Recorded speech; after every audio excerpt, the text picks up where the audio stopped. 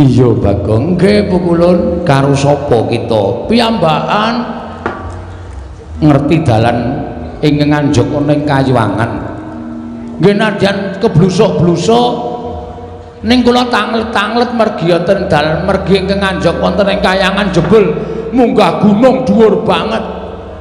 Nganti krekel-krekel niki kula gobyos kabeh mula nyuwun ngapunten nggih pukulun nek kula mboten ngagem klambi.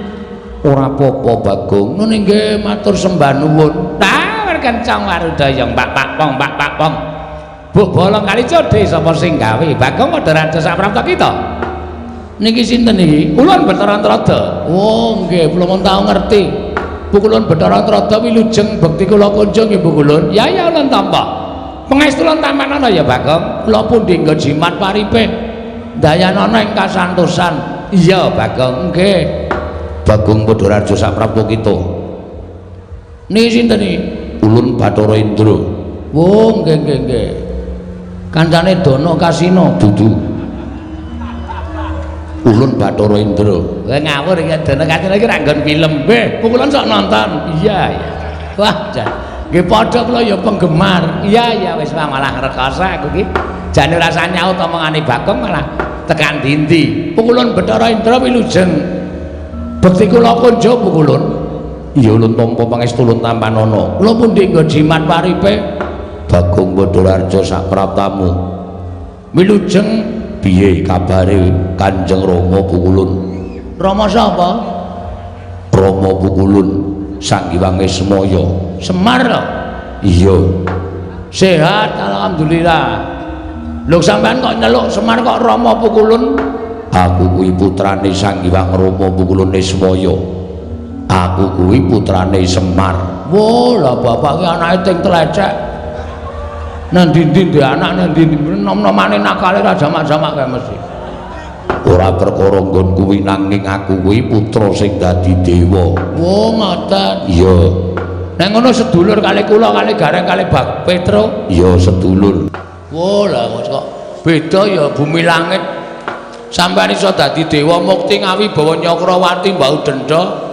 Kula ngetutke Semar ming kere terus ora mundak-mundak.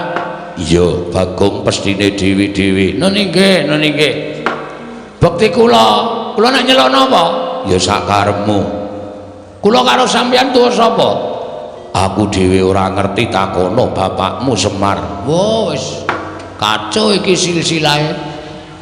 Iya, Bagong. Bekti kula kunjuk pukulun Yamadipati. Ya, pangestu tampanana. Nune nggih, sanget anggen kawula dadosaken jimat paripe Bagong. Wonten dawuh pukulun.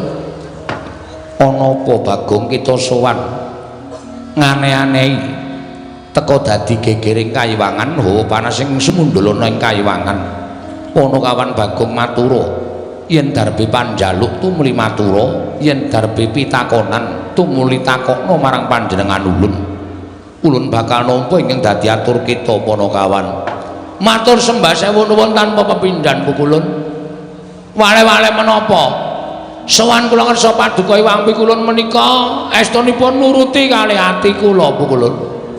Nuruti kelawan ati kita. Nggih. Sebabe apa? Critane rak ngeten. Kula niku krungu kabar nek Kak Gareng niku wis tau tate ketemu karo bapakne. Kula tanjeke teng omahe Gareng. Reng apa kowe wis tau ketemu karo bapakmu kok? Gareng niku semaur, heeh. Nek ngono adek iki dudu anake Semar, dudu ya mung anak pek-pekan ngoten. Lah bapakmu sapa, Reng?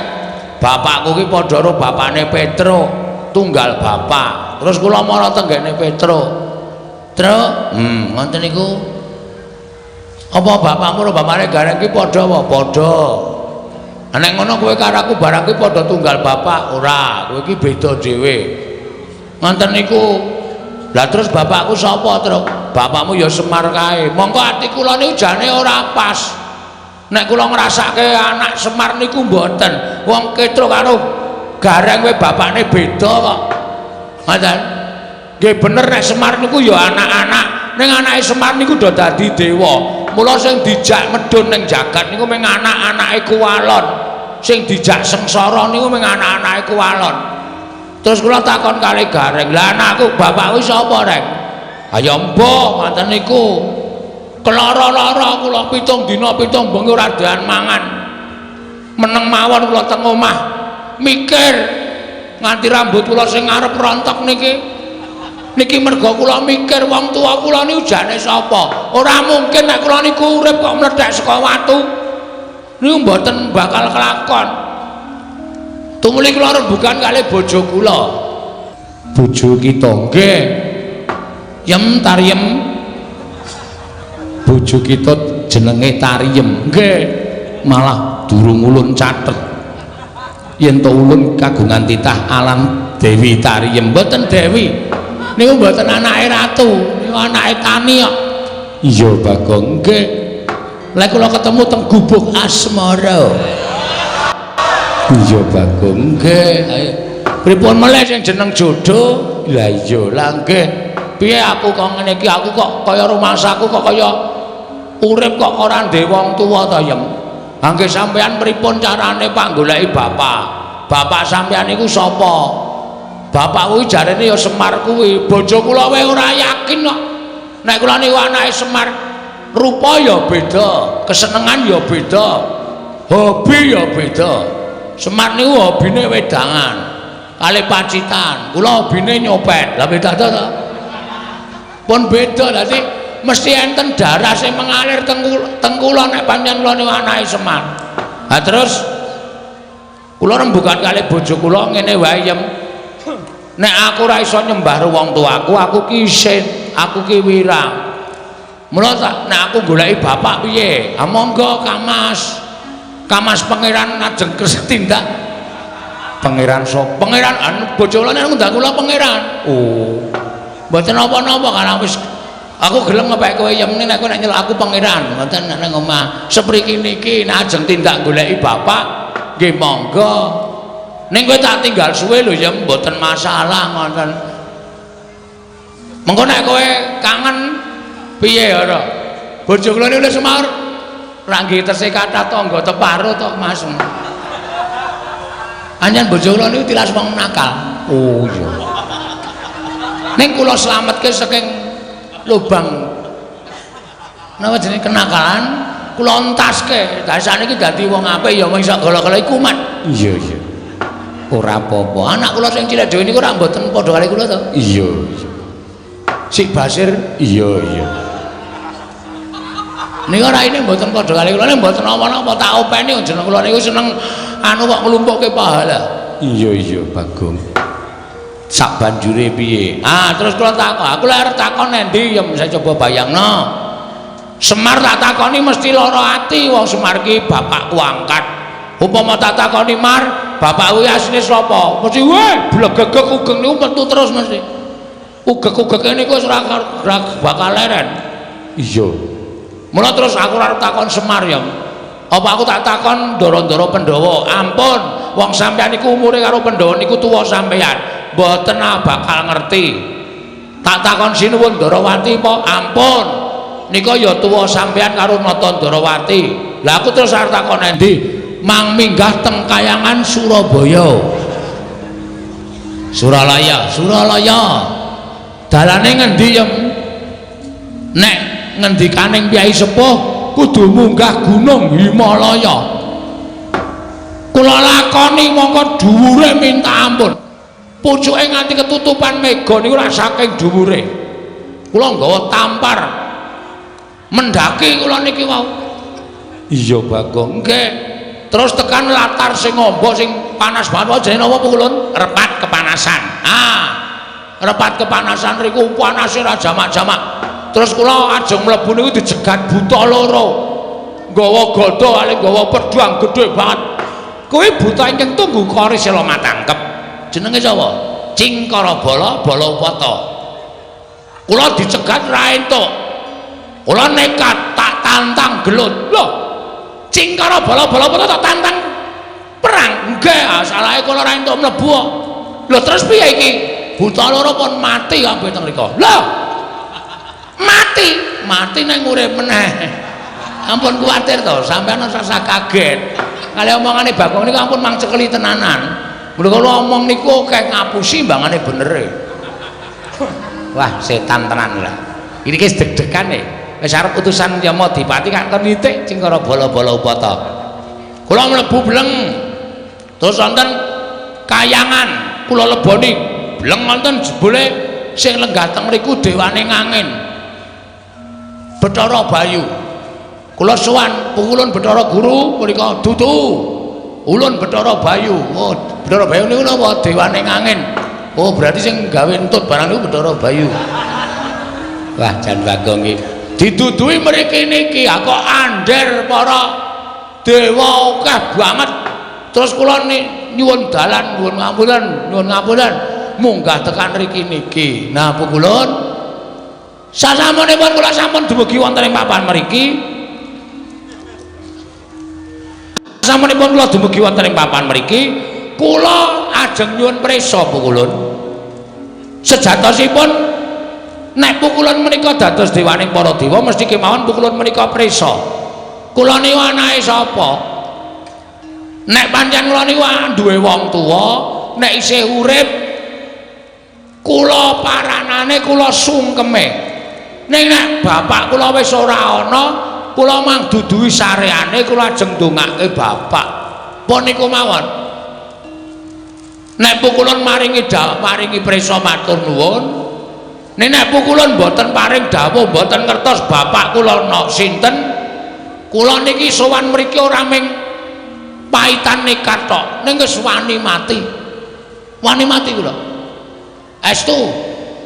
Mbangane kula urip teng alam donya, mbangane kula anggen gara-gara iso gawe guyu wong delok ning kula ngerti bapak kula. Lara ati kula pukulun. Kula iso gawe guyu wong nonton garger-garger ning terus nek wong nonton Bagong anake sapa niku ati kula diris-iris. Kula niku iso gawe bungahe wong liya kok ati kula ora iso bunga. Niku terus carane pripun coba kula tak takon. Mula kula pengen ngerti wong tuwa kula. Bangane kula ora ketemu kali wong tuwa kula. Kula nyuwun paduka pukulun dinten niki kula mang cemplungke wonten ing kolam pemandian. Wah, arep omong rak ngawur wae ta. Cemplung kene ndi? Niku lho sing nggo nyiksa wong Kawah Candra Dimuka kolam pemandian Dekul Mlocot kuwi ora. Kayangan kok ana kolam pemandian. Mang cemplungke wonten ing kawah. Napa pukulun Candra Dimuka? Candra lho kita. Dimuka. Dimuka. Wis sinden kok. Candra Dimuka. Monggo dinten samenika kula aturi paring dawuh. Nek panjenengan boten kersa paring dawuh boten ngertos, kula njaluk mati pun niku mawon. Kok sik Bagong, nek kowe mati bojomu piye? Pun wonten sing lamar kok niki. Lho. Lagi tak tinggal iki sing lamar, mpun kula bebaske kok kula niku. Wonge kepenak kok. Ha nek pancen mbangane karo kula ora seneng rene wis diirak-iriki tangga kula ya wis tanengke mawon. Wah, lah wong edan ora. Kakang Rodo kados pundi? Ah monggo, Di. Meskipun adi guru menika sampun pono babakan wontenipun Bagong menika saking menapa lan tiyang sepuhipun sinten panjenengan kedah saged paring dawuh. Mergi kula kuwatos Bagong menika wonge wah ndugal kewarisan. Keladuk wani kurang keduga nek nganti panjenengan boten saged paring dawuh bapakne sapa? Wah, Bagong mesti ngamuk wonten negari utawa kayangan Suralaya. Jelas. Wis ora bakal wedi karo sapa-sapa. Ah, gore ora ana sing ngomongi bapakku sapa?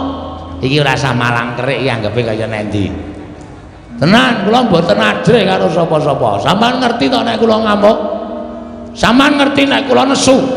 Kula nguyuh sanggon-gon. Napa kelakon kayangan pesing kabeh? Lah taya rusak, rusak kayangan ketekan Bagong rusak. Ora karo-karuan. Bagong, wonten dawuh. Sabar ya Bagong, mboten saged sabar. Kedah sakmenika panjenengan paring dawuh sinten bapak kula? Niki kula wis mumet ket sore wau. Nganti weteng kula lara merga sak lakon Bagong kok takon bapakne niku perkarane pripun? Wah, wis cilaka tenan. Dek mben Semar bangun gedung kesenian. Niku wis mecahke sirah. Sakniki Bagong takon bapak wis apa ora bentet cengel kula. Ora taya, nek kowe bisa cah cerdas e. Padhake ora. Ha iso, mbok tekane iso, mbok ora sing penting iso. Walah nekat bocah iki, nekat wae. Pripun? Ratri paring dawuh. Sinten bapak kula? Bagong. Yekti kita kuwi ora linairake lan ora ana ingkang ngandhut kelawan jeneng kita. Ora ana titah wanita ingkang ngandhut badan kita, lan ora ana wanudha ingkang ngandhut badan kita. Wes. Ora mungkin. Masa ana menungsa kok mlethek saka watu, jedul saka wit. Niku dudu menungsa. Niku demit. Niku setan.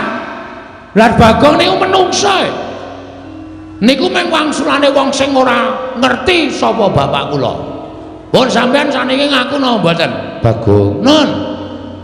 Ulun iki sapa? Bathara Guru, nek ora tau mulang. Ngerti ulun Bathara Guru? Nggih.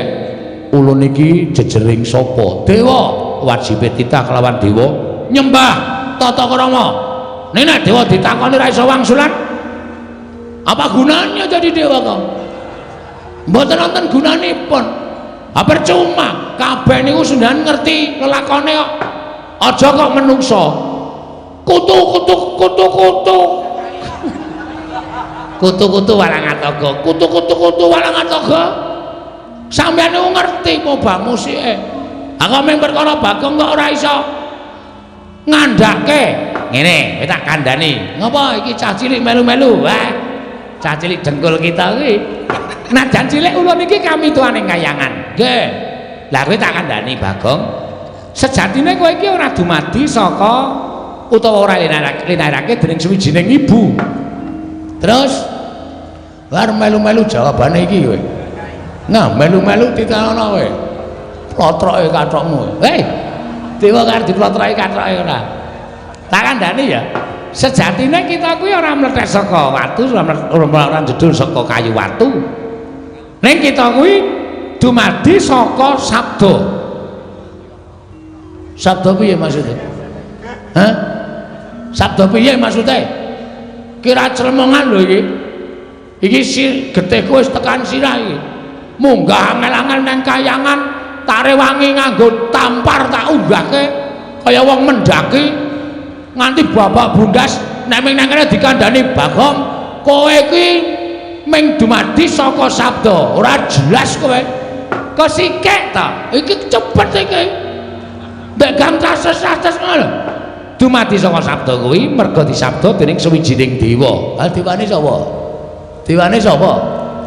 Ayo ora ming waton ngomong kowe. Cah cilike melu-melu. Yaine ijik melek. Kono mulai sekolah sesuk. Wah, dengkulmu kuwi ora. Wah, Bagong ki anggere karo dewa kok sak penake dhewe ora. Piye maksude? Bagong, non, ganti iki meneh. Bolang-balik. Ngene, ulun jarwani nggih. Nalika semana Semar tumitah ana ing jagat kuwi sayekti durung duwe ruwang. Terus tumuli sowan kelawan Catugara, ya kuwi Kakang Tejamaya lan Kakang Ismaya sowan ngersane Iwang Pikulun Bathara Tunggal. Tunggale pira? Lho, Bathara Tunggal kuwi wong tuwa ulun, Rama ulun. Oh, bapak sampean? Iya. Sang Hyang Bathara Tunggal nanting kelawan Kakang Catugara yen to pancen kepengin darbe ruwang tumuli nyipta sarana napsuning Kakang Catugara sinipta dadi wujuding Sarawita utawa bilung ing angka loro nalika Si Ismaya nyuwun ruwang ana ing jagat tumuli wewayanganing Si Ismaya ya Kakang Ismaya sinabda dadi wujuding pawongan ingkang gecul kumarucul kang aran Bagong. Mengkono mungguh kang dadi asal mula-mulanira Bagong. Bayangan iya kula niki iya sing nyipta Kanjeng Rama Pukulun Sang Hyang Bathara Tunggal. Bayangan ning Semar ki nang ndi sing ana bayangane? Nuwun sewu niki nuwun sewu wangsulan sing tenan apa ming gara? Kula kok kaya ora mantep to ming diwaringi kok kaya mustahil ngono lho. ing atase bayangan kok di bem salah bem dadi wong ya ora mungkin niku akale ora ketemu nalar niku mboten iso nek kaya ngoten niku wase saniki kula mung kepengin jenenge bapak kula titik nek sampean kersa ngaturake matur nuwun nek mboten napa kudu sarana Bagong nesu teng kayangan ben kula dicemplungke teng Kawah Candra Timuka ben kula dipateni teng Kawah Candra Timuka ora ana gunane kula suwita Bapak Semar nek kula ora iso ngrungkepi padane wong tuwa kula ora ana gunane kula niku melu Semar nek kula ora iso ndongake wong tuwa kula ngoten mawon Bu kula peniku kula nesu tenan iki niku aja tenang-tenang mawon to niki mugi dados ing kawuningan kula mboten rada mangsa wangrai kula niku wis abang tenan niki tenan niki kula nek ora entuk jawaban tenan kula nesu tenan nek perlu kayangan kula gawe sungsang bawana balik Bu Kulun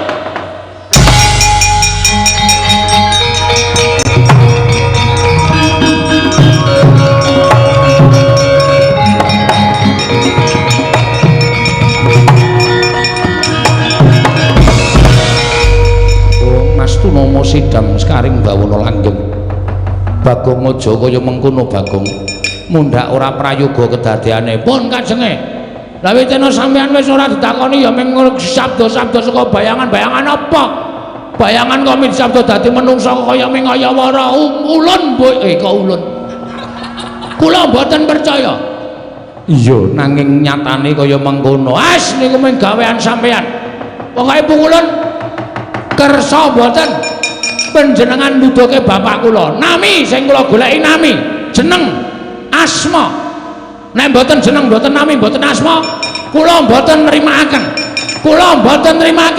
Bathara Indra bocah iki nek ora tak seret nek repat kepanasan gawe geger Bathara Indra weh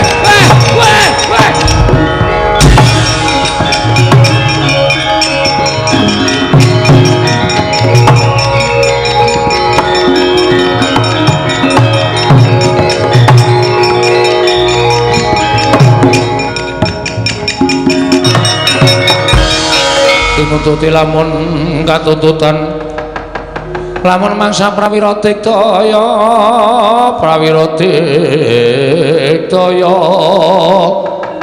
kunanggono magawe gelar ira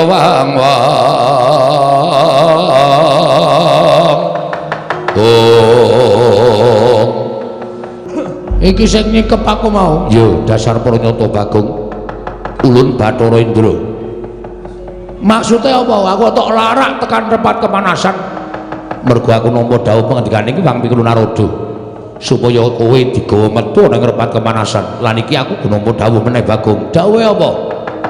Kowe kon bali nanti? Bali ning jagat terus nek aku bali ning jagat kosek aku ki dewa kok kowe ora basa oh iya lali sing nang bener terus nek pun kula wangsul teng jagat nek wis bali ning jagat dasare wis diweni keterangan bapakmu ki sapa ora usah mbok terusake nggon menakon karo bapakmu arep Jawata ora ngerti menyang didurunge bapakmu lan bapakmu kuwi sejatine ora ana kowe pancen dipuja saka wayangane ya kuwi Siwana Yantaka jawaban yang sama ora bakal menehi pemareming atiku terus karepmu piye aku pokoke kudu njaluk ketemu karo Bathara Guru nek Bathara Guru ora kepareng sarta ora iso ngendikake nek di bapakku ora pantes dadi Bathara Guru ki kudu ngerti apa wae dheweke iki dadi dewaning para dewa kudu ngerti marang kananing titah kok dadi tak takoni bapakku kok ora paham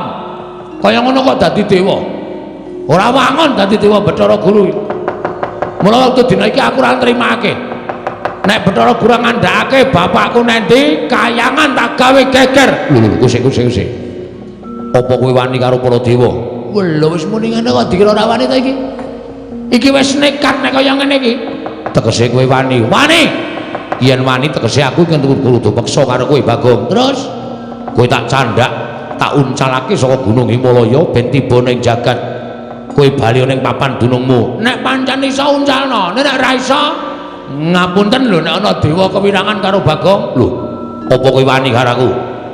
Jane ora ning mergo tok warahi ya nuwun sewu. Kepeksa kula wani. Yen wani karo aku kene marganing patimu. Nuwun sewu pukulun. Dijajal dewa karo Bagong menang sapa? Iki merganing patimu. Panggawa tak ayoni pukulun.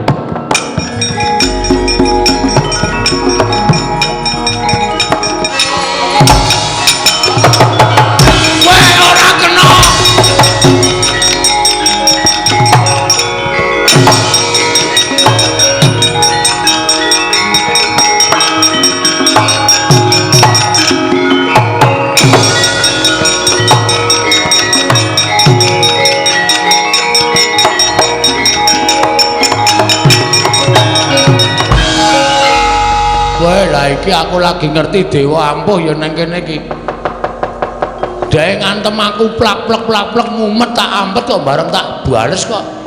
Rasane tangan iki kaya temomo ning dodone kok. Kaya ora kena wah jan nyemelangi tenan iki. Mudar tenan iki aku dikeroyok dewa tenan. Rekae ngono ya arep dadi cah kendel, dadi arep kepengin goleki bapak. Nenek kaya ngene iki sapa sing arep tak sambati? Ndara Antasena ya minggat ora ketok bareng kahanan kaya ngene kok sak penake dhewe lunga tanpa pamit. Wis modar yem aku. Rekae goleki bapak malah Sarapati nang kene. Mongko Bathara Indra ngoyak-oyak aku kaya ngono kae mesti. Kae urung ngetokke Jaya Kawijayan Aji Guna Kasantikan. Nek nganti kentokke Aji Jaya Kawijayan mati tenan nang kene aku anakku isih cilik-cilik. Nek nganti engko aku tak tinggal mati terus anakku piye? Nek bojoku dipsida dipek tanggaku tenan. Anakku ngrekoso iki mlebu panti asuhan malah wis ora koban iki nek ora mulih nang Madyapada ndrawasi tenan iki. Wis suwe, Mas. Ya sawetara. Rada mriki? Ya. Ngopo kok bingung? Ngopo bingung? Semene iki nek ndombani ora ngono kuwi. Ngono kuwi piye? Sing ngakon munggane kayangan aku sapa? Aku. Sing ngakon takon dewa tentang bapakku sapa? Aku. Ha kok kowe malah ora ketok? Aku ngiyup saka repat kepanasan. Mergo panase repat kepanasan kuwi pancen gilani. Yen ora kuat mesti bakal tekaning pati. Terus aku ngopo mlayu-mlayu? Diantemi dewa ya aku. Diantemi dewa sapa? Bathara Indra. Ambek diwales diantem. Nek iso tak waleske mau-mau. Ora iso. Tak tonyo ora kenang, tak antem ora kena, tak tabok ora kena. Kaya ana tamenge dewa-dewa ki. Kowe iki nek goblok aja dienggo dhewe. Nek goblok takon karo wong pinter. Ana iki tak takon sampean, carane ngantem piye? Carane ngantem ngono. Carane piye? Dewa ki keringkyane siji. Keringkyane disembah ping 3. Tur ling ngantem aja nggo dodo munggah ning dodo medun. Dodo medun? Mesti kena. Masa? Tenan. Aku ora tau ngapusi. Yakin? Yakin. Wah, nggone ngapusi ditenono. Sembah karo diantem nggon weteng medun. Antemen sak banter-bantere. Mesti kena. Ning nek kowe ngantem kene munggah ora kena wong titah warwan teranyak karo dewa. Nek nganti omonganku iki kemrucut, aja dundang Antasena. Wah, undang Panija. Iya. Tenan ditenono. Mangkat saiki, mangkat to ning nganti ngapusi nuju aku go. Nggih, tak dawa. Ono.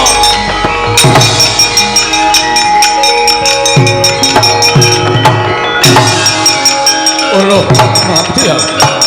Oh, sampean to we. Ayo adu gares jare.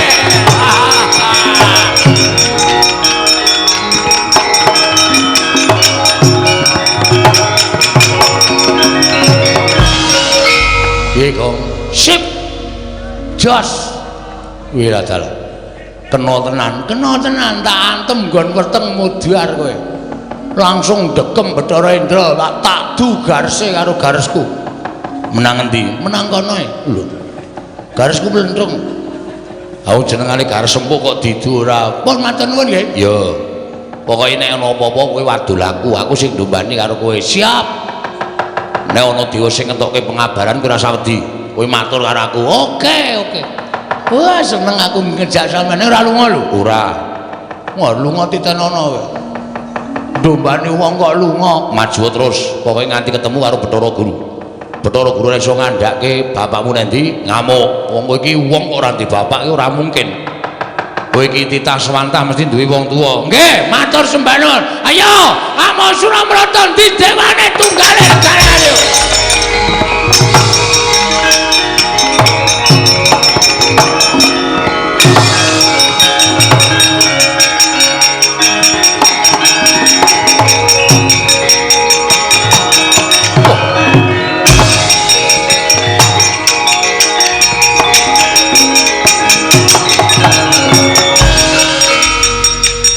Bagong ngamuk ana ing repat keparasan. Nah, sapa kowe? Bathara Brahma. Bathara Brahma iki sapa? Dewaning geni. Dewaning geni? Ya, ora cedak-cedak pom bensin lho, ora. Kobong ku pom bensin ora. Dewaning geni Bathara Brahma arep ngopo? Nundung karo kowe. Nundung karo aku dasar Pranyata. Bathara Indra wae kalah karo aku apa meneh kowe, Mo Brahma. Ayo, aku ngerti pengapesane para dewa. Ayo jajal. Ene merganing patimu.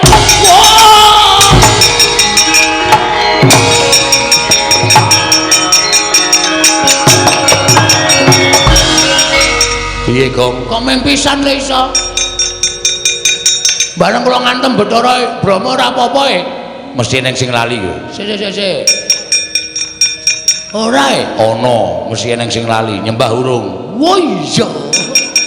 Wah, lali. Sembah saka kene ora apa-apa bebas. Ping 3 siap. Wis. Saniki ngantem weteng medun. Wah, antem nggon terminal. Ora jebol, ora mules wetengmu aja dundang Bagong. Mangkat kok mati dereng aku e.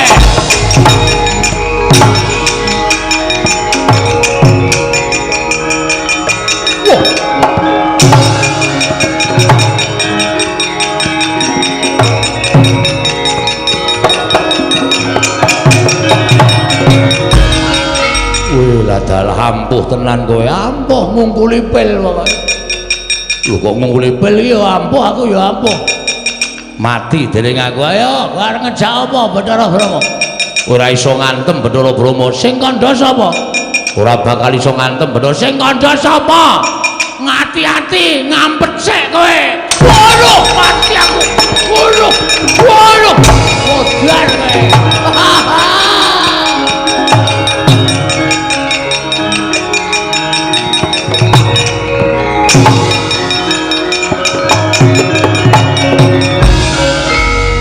Gulung-gulung Bathara Brahma. Tuantem nggon apa? Nggon kene. Ben sisan kaya nggon vital sisan.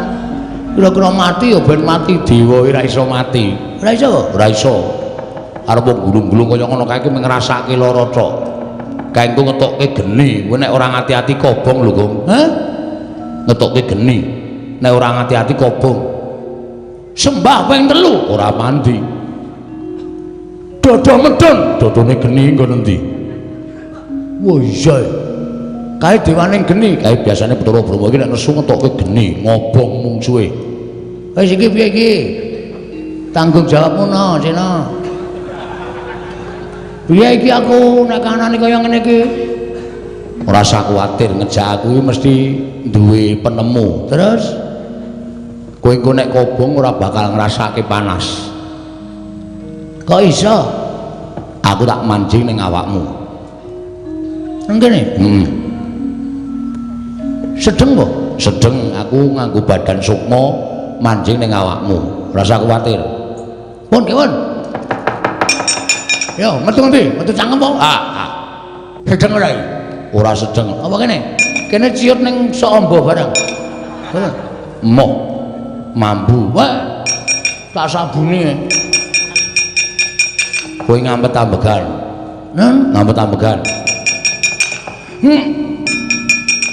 Ngono kuwi aku tak mlebu dhewe ning awakmu. Nek aku klebon aku, kowe diobong ora apa-apa, disuduk ora apa-apa, dibacok ora apa-apa.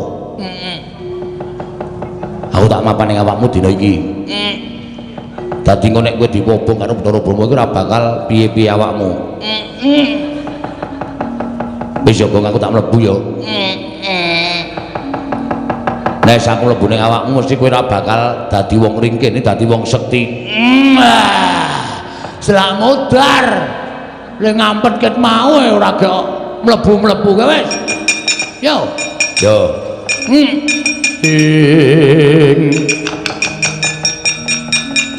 Titi prani mangan anong paricata mbak lume mbak lamun mambeng lirumbak ing samudra angra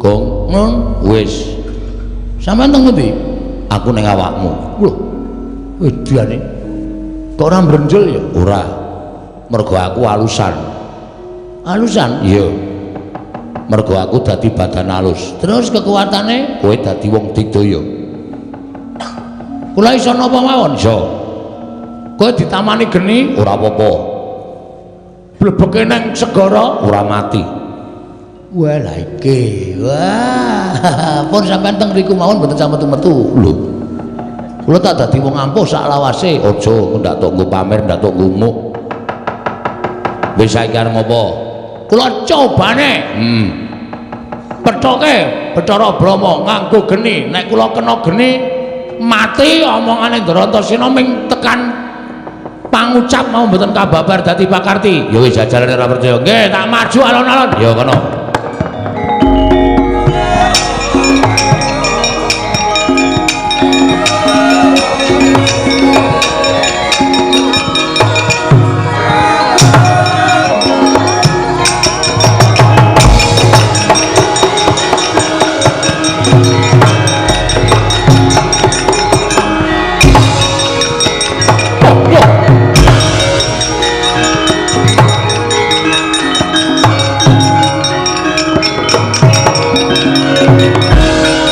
bolang gleleng tenan kobong gedene rajamak-jamak sak lumbung paribasane kok aku ora ngrasake panas kok aku ora ngrasake kobong ya waduh waduh wah lha Antasena ngapusi ngopo gong ngopo sing ra kobong ming awakku kathokku entek asem bareng kaget mak klawer ngono tak kira nek kolor bulwah cilaka iki wis sampean niku ngomongi sandangamu kobong ning awakmu ora ngoten kathokmu kobong kabeh waduh wis jan wis blendis kita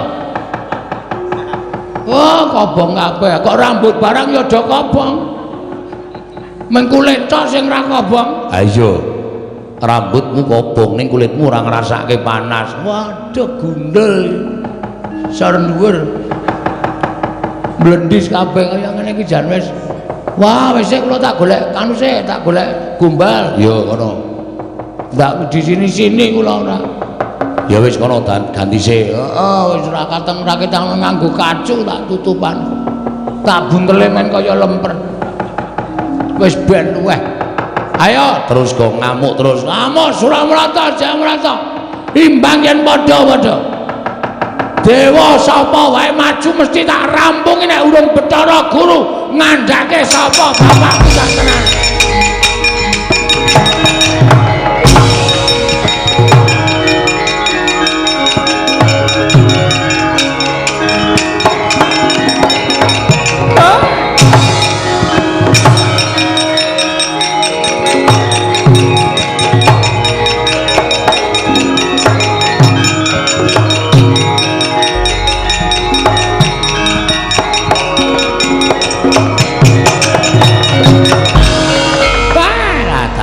kencang warudaya pak pong bu bolong kali jode sapa sing gawe lha dadi kaya ngono kanane Bagong ngamuk punggung Suratamta Nirbaya Nirmikara kabeh para Jawata padha bubar sar-saran ora karu-karuan di ngatos-atos lidi monggo mlajar mawon di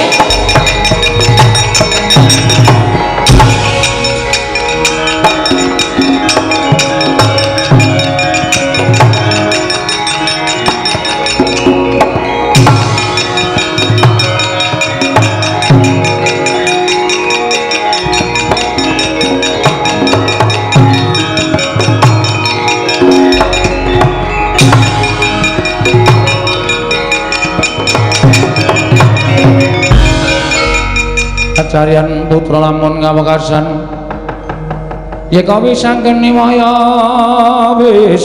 maya Wisnu Pratenta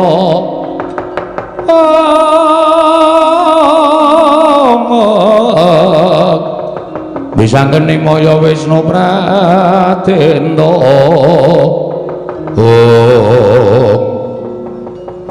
Bathara Guru mlayu Den hasilmu piye arep oyak terus apa mimandhek tekan semene nggone goleki karo bapakmu nek cara aku lho Gong nek aku aja nganti mandhek tekan semene nggonmu goleki karo bapakmu ya ditenani nek Bathara Guru mlayu ki ateges janjane Bathara Guru ora ngerti bapakmu ki sapa lha nggih nek tak pikir-pikir iki suwe-suwe kriwikan dadi grojokan geguyon dadi tangisan waune kula mung rembugan karo sampeyan ming jagongan perkara bapak lah kok dadi sampeyan tok netangi pepinginaning ati kula supaya takon bapak kula teng pundi monggo jenengan terus ngojo-ojo kula munggah teng kayangan kula ya manut lah iya lah nyatane wis tekan semene Gong ibarate wong nyabrang ana ing kali kuwi maju ya teles mundur ya teles ora nek tumrap aku ya maju sisan ning nek nganti mengko ndara-ndara Pandhawa ngerti wis ora sawedi ditekati pancen ndara-ndaramu Pandhawa utawa wong tuaku Pandhawa arep melu-melu katutke sisan wah iki toke sampeyan ngojo-ojoki ning kaya ming bombong kula ora bombong ki tenanan sampeyan bantu tak bantu aku metu saka awak kula ya aku tak mlebu sampeyan mlebu nek kula ketemu sapa-sapa niku dadine gedhe ati kula ora wedi karo sapa-sapa ya wis aku tak mlebu Bathara Guru doyak lah ra ngono malah mlebu metu ora jelas ora